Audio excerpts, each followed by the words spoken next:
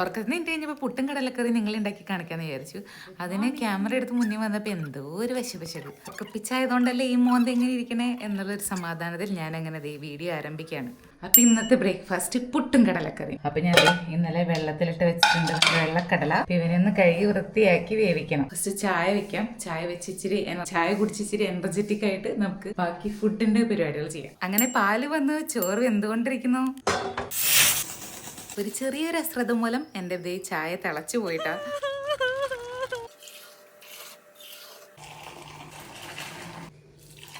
ചായ റെഡി. എന്തും ക്ലീൻ ആക്കാം, പക്ഷെ ഈ ചായയും പാലൊക്കെ ഗ്യാസ് സ്റ്റവിന്റെ സൈഡിൽ കൂടെ ഒക്കെ പോകുമ്പോണ്ടല്ലോ ഉപ്പും കുറച്ച് മഞ്ഞപ്പൊടി, ഇഞ്ചി, കുറച്ച് മല്ലിപ്പൊടി, പച്ചമുളക് കൂടി ഇട്ടിട്ട് ഞാൻ വേവിക്കാൻ വെക്കാൻ പോണേ. വീണ്ടും ചെതി എന്തിനാ കുക്കർ എന്നോട് ഇങ്ങനെ?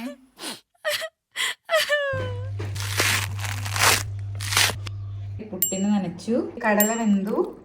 കുറച്ച് കടല ഞാൻ കറിയുടെ കൊഴുപ്പിന് വേണ്ടി ഒന്ന് അരച്ചെടുക്കാൻ പോണേ.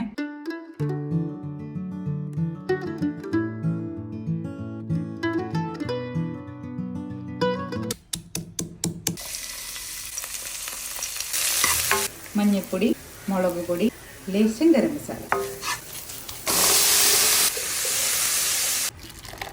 ഒരു നുള്ളു പഞ്ചസാര,